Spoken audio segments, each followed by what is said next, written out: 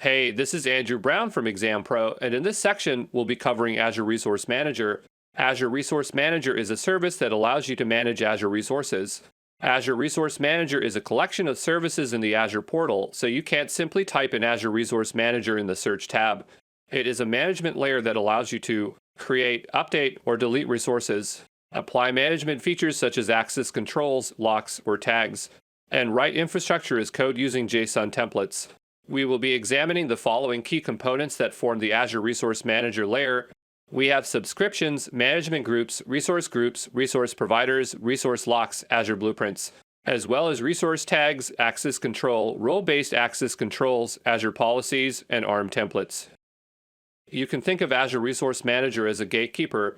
All of the requests flow through ARM, and it decides whether that request can be performed on a resource, such as the creation, updating, and deletion of a virtual machine, and it's ARM's responsibility to authenticate and authorize these requests. ARM uses Azure's role-based access control to determine whether a user has the necessary permissions to carry out a request.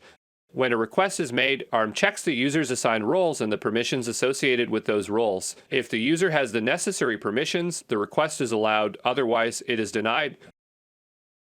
The next concept we'll go over is the scope for Azure Resource Manager. We've briefly covered scope in Azure Policy and Azure RBAC, but we'll go into more detail with them in the following sections for ARM. So, scope is a boundary of control for Azure resources. It is a way to govern your resource by placing resources within a logical grouping and applying logical restrictions in the form of rules. Management groups are a logical grouping of multiple subscriptions. Subscriptions grant you access to Azure services based on a billing and support agreement. Resource groups are a logical grouping of multiple resources. And resources can be a specific Azure service such as Azure VMs. So that's an overview of Azure Resource Manager.